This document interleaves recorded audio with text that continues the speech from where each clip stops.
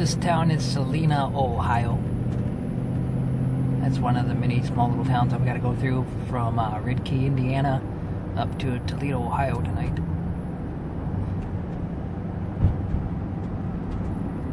I'm in Wert Ohio. I think that's my little town's name is.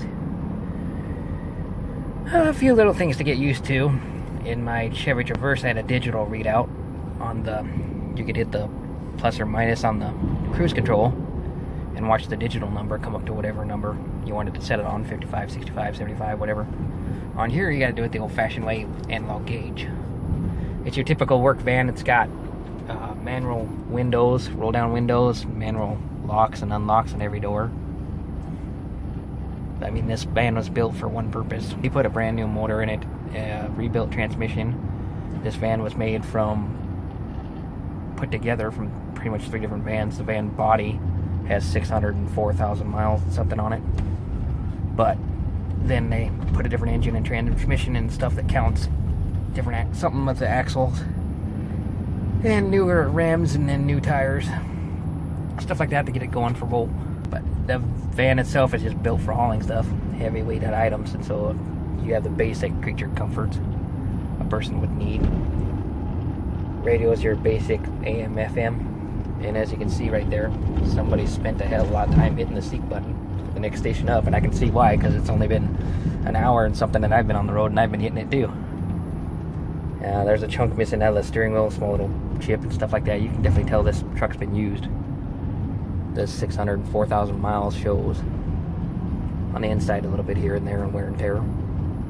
They swapped out the seats and put seat covers on the newer seats that were from a different van, and so on. So this van is kind of a chopped together van out of a bunch of different vans that they had, and they took the better parts out of those vans and put it all together into one thing to do their end of the deal in maintaining the van, and then it's up to me to make sure it's maintained and serviced on the road. And going up to Bolt Express. I'm going through Defiance, Ohio for a little bit, and then I'm going to go up to the Pilot just north of Toledo, Ohio, and then over to Bolt Express in the morning for orientation. Today's Sunday, March 5th, I think, 2017, and I am in Wert or something like that, W-E-R-T-E, or R-T, I think, Ohio. They have a bunch of really weird named towns. The weird part about it is, I went through a town called Albany. You would think Albany, most people think Albany, they think New York. And then, of course, Portland, you'd think Oregon. But there's actually a Portland, Ohio.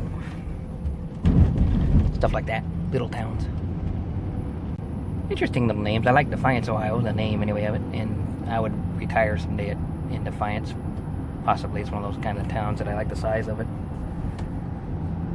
So I'm gonna, like I say, drive through Defiance again just because it's on the way by, Toledo on the way up. So I'm using some back roads to go there. And I'm headed northbound with a 2008 Chevy Express van that's been chopped together out of a bunch of other newer vans.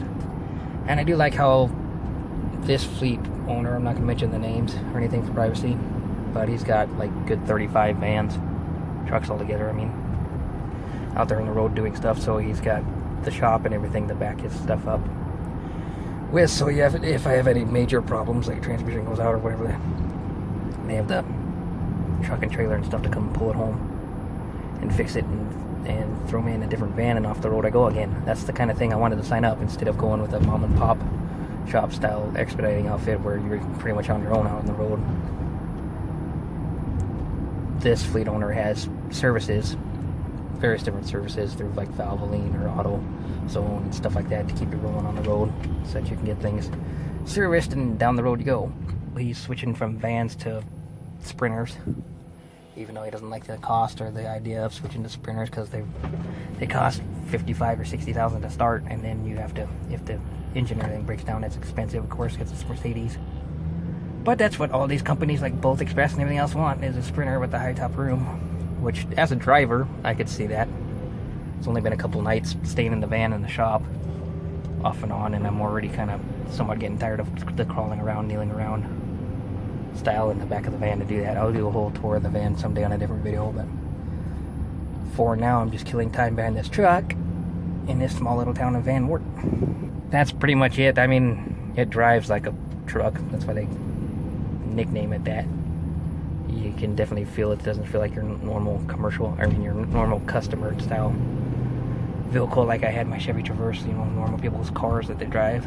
Doesn't really feel like that. It feels heavier than that even unloaded. So I can't wait to see what the feel is when it's loaded down with a really heavy load. She feels like she's got the juice to do it though. Puddling, Ohio? I believe is what it is. Puddling, Ohio.